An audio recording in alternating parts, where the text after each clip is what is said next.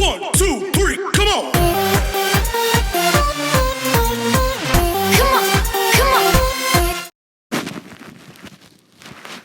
Oh, frick, no. What is up, my gamers? What is up, my gamers? Today we're gonna... Oh my god. I can't do an intro right. Okay, what is up, my gamers? Today we're gonna watch My Story Animated. Make sure to subscribe to them because they copyright strike a person for not telling them to subscribe. I will not put the link in the description because I do not make any money out of this. Subscribe. My Story Animated. They're cringy, they're fake, and they put over 100. They say over 100 people works there. And what in the world of God is this? I am not gonna watch that. Okay, let's go. Let's go. What I am about to tell you. No, God! No, God, please, no! No! No! No! Would most likely leave you in shock. But so was I cannot comprehend what I just saw right now. I when I learned about it. Before I graduated from 8th grade, I made friends with the most introverted person I have known on earth. I mean, my best friend today used to be a total loner. Never talked to anyone and never had any friends. Everyone thought he was really creepy. But I'm sure you want to know how I became best friends with a creepy loner. Oh yes, we didn't become close until after he told me something traumatizing about him. I couldn't imagine that a boy of 13 years would have gone through such a horrible experience, let alone survive it. We were almost the same age, so I knew if we were to switch places, I probably would have lost my mind. But before I dig into this story, I suggest you quickly hit the subscribe button and notification bell so you can stay updated on stories like this on My Story Animated. In fact, the rest of this particular story depends on it. Alright, so Michael lived alone with his guardian, somewhere around the middle of town. He was a smart boy, as his grades were usually impressive in school, but he was unusually strange. Everyone always wondered why he was so reserved and always kept to himself. He doesn't even smile back or...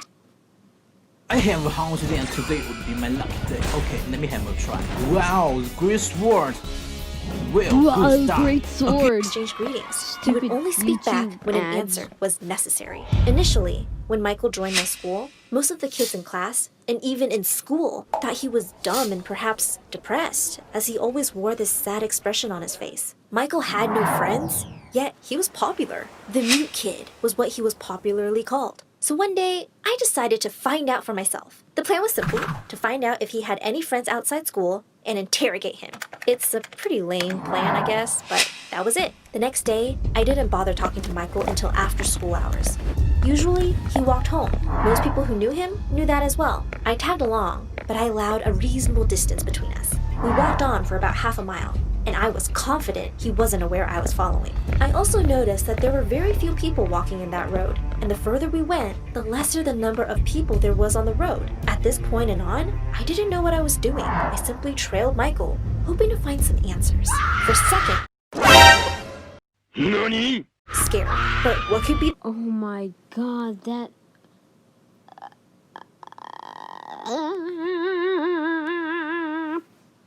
the danger anyways? By the time I got my attention back on the road in front of me, Michael was gone. No, God!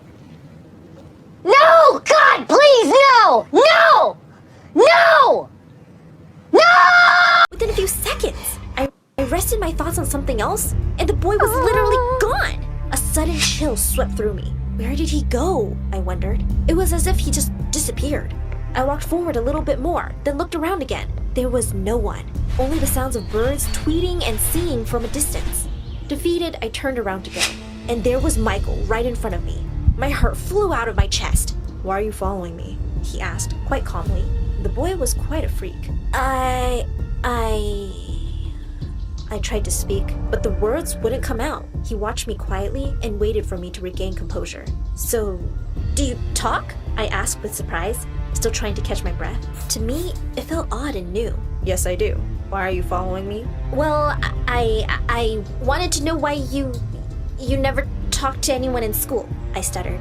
"Is that it?" "Yes, pretty much." I answered. And you didn't think I would answer you in school? I stopped short, not knowing what to say next. Actually, I hadn't even thought about that. Oh my god, ads are annoying. Shut. My name is Anna, I said, a bit embarrassed. I know your name, Anna. We're in the same class. I felt even more stupid. I brought out a pack of sandwiches from my backpack and handed it to him. Care for some? It's from KT's store. No thanks, came the answer. He was now looking at me with a searching expression. I was acting weird, obviously.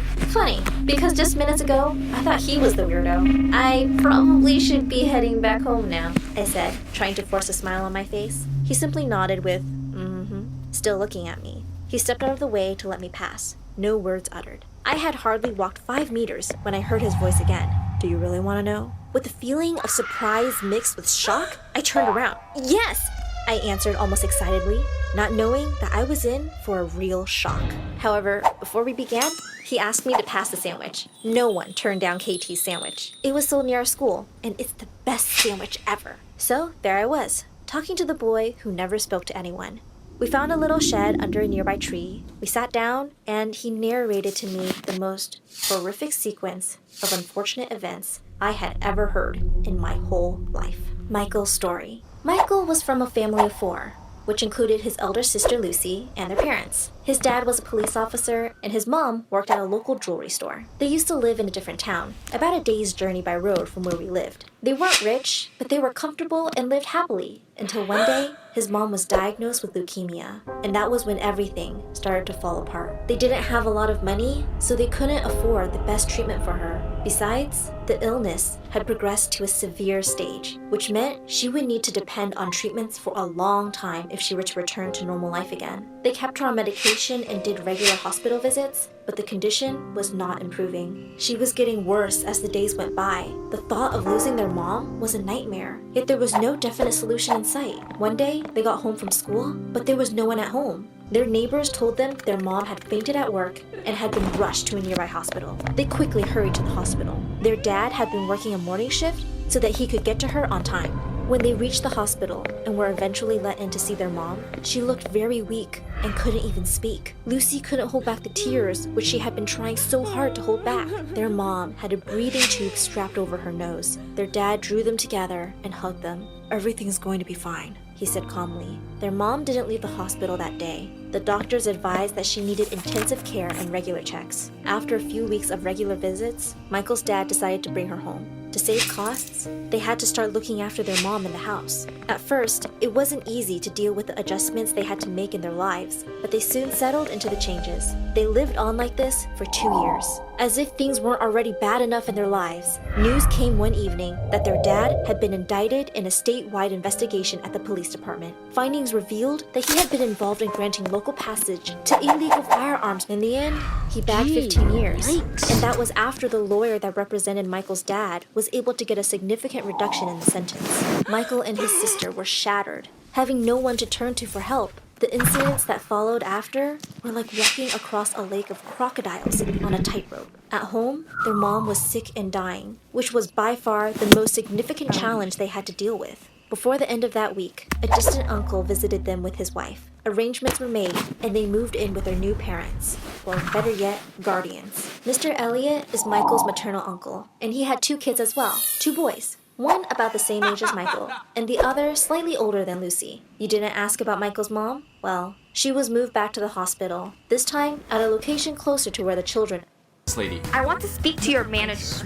You want to talk to the manager? Well, guess what? I'm the manager. Like, Now lived. They visited her often, but she wasn't getting any better. She was mostly on oxygen. She had recovered from asthma a few years back, but everything seemed to have resurfaced again along with cancer. Michael and Lucy changed school, and within a month, they settled into their new family. The boys were nice and friendly, and so were the parents. On the weekends, they would usually visit a park and spend some time having fun. Although they no longer lived with their parents, a sense of normalcy seemed to return. They made new friends and moved on. Since they were minors, they weren't allowed to visit their dad in jail. 2 years passed. They only saw their dad twice, and that had been when Mr. Elliot had taken them. Their mom remained in the hospital. After 5 years of protracted suffering and strain on their personal lives, her condition didn't improve much. The doctors weren't too sure if she was going to make it or not. It was at this point that they both realized how alone they were, despite being in a family with 4 extra people. Although their mom had been sick for a long time, they still felt her presence, like she was still with them. But the reality of her not being able to recover fully was especially hard to handle. Lucy would cry for days on end, and it took serious effort for Mrs. Elliot to get her into accepting the reality and carrying on with life. Before they could fully piece all that was happening together, things took another crazy spin. One day, they got disturbing news at home. The Elliot family was relocating to the UK. The problem was they couldn't join because they'd be leaving their parents behind. Michael described to me how that news broke him.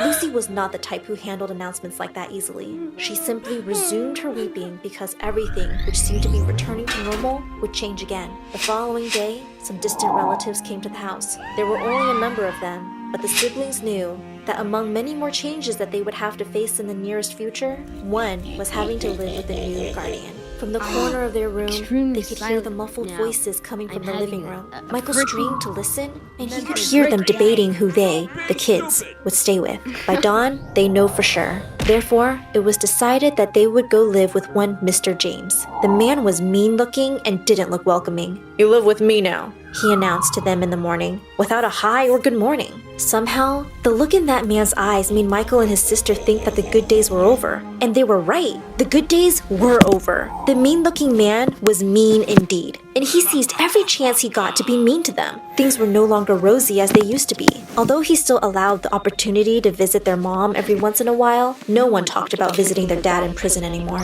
The best news was that they didn't have to change school because Mr. James lived close by, which was why the others felt the kids should live with him. Mr. James was not married either. At this point, I felt sorry for Michael and Lucy. They must have walked through hell. "But you haven't told me why you don't talk to anyone," I chipped in, looking at my watch. "But I am talking to you right now," he said with a smile. We laughed, and that was the first time the tension in the atmosphere receded a bit. It was a well-timed joke. It was somewhat relieving to know that Michael even had a sense of humor. "I will get to that soon," he added. The new guardian turned out to be Ew, gross. a wolf in sheep's clothing. Oh my God. He would bark or We'll be right back. Gee, oh my God.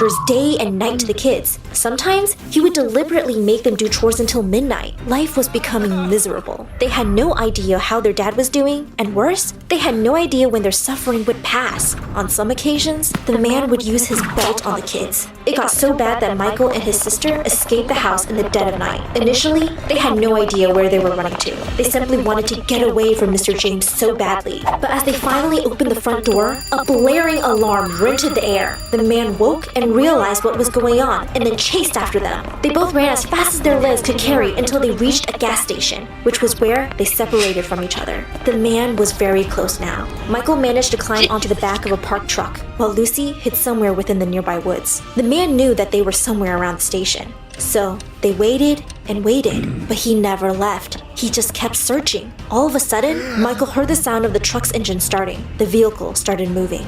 Before he could gather his thoughts and make a move, it was too late. He couldn't call out to Lucy because that would reveal their positions. Neither could he jump out of the moving truck, as that could be suicidal. Crouched in a corner in the back of the truck, he simply prayed and hoped it would stop, so he could jump down and run back to Lucy. It never stopped. Out of exhaustion, he gave up and fell asleep. "Where are you from, boy?" came a voice that startled Michael back to consciousness. It was morning, and the man interrogating him turned out to be the owner of the truck, with nowhere to go and no one to turn to. He told the man his ordeal, starting from their mom to the night before. The man was kind and offered to help. They went back in search of Lucy, but they never found her. To make matters worse, Mr. James had disappeared too. It was all mysterious. Was Mr. James afraid of losing the kids, making him run away? Did he find Lucy? Was Lucy okay? So many questions without answers. When Michael was telling me this story, it had been 5 months since he last saw his sister. The man had taken him home and arrangements were made with child services to live with the family. Other authorities were informed,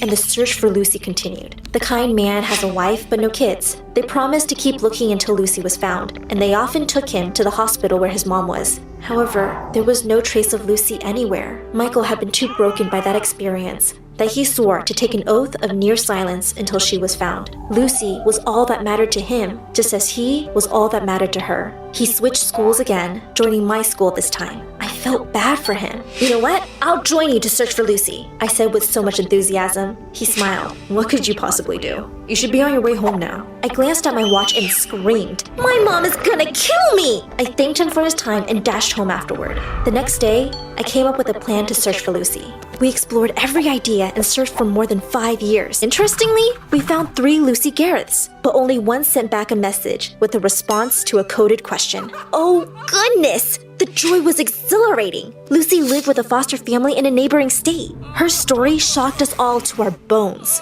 But most of all, that struck me because she is stunningly beautiful. Oh, gee. Oh, gee. Oh, my God. Yeah, I am having a mental stroke right now. Let's get this video to 20 likes, please. I'll make another one. I cannot watch that again. Please make that. I cannot watch that again. Oh, jeez. Oh, God. Gee, sheesh. That... they should... I know now why they say animation videos like these are terrible. So that's it, guys. I hope you enjoy.